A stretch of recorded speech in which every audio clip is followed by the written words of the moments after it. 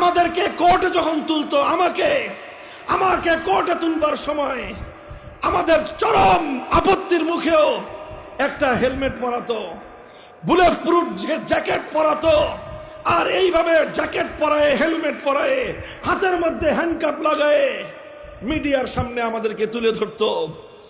অনেক কাকুতি মিনতি করতাম যে হেলমেটটা দিয়েন না, বলতাম, অনুরোধ করতাম, জ্যাকেট পরায় জাতির সামনে আমাদেরকে এভাবে অপমান করার চেষ্টা করেন না।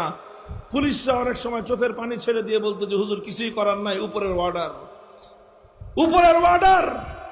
আরে এমনও দৃশ্য দেখেছি আমরা, কোর্টের গারদে 15 জন 20 জন বন্দী আছে, সকলের জন্য খাবার আসতেছে, ওই সমস্ত বন্দীরা আমাকে একটু আপ্যায়ন করতে চায়।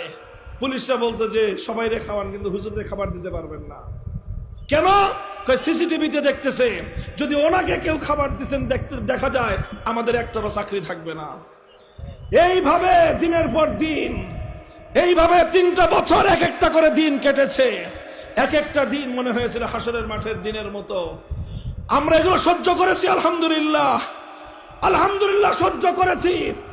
এর বিনিময়ে এই দিয়েছেন আল্লাহ পাক 2024 সালের 5ই আগস্ট দুপুর বেলায় আমাদেরকে কোথাও মাহফিল করতে হয় নাই, কোথাও মঞ্চ করতে হয় নাই, কোথাও সমাবেশ করে মূর্তির বিরুদ্ধে আমাদেরকে কোনো কথা বলতে হয় নাই।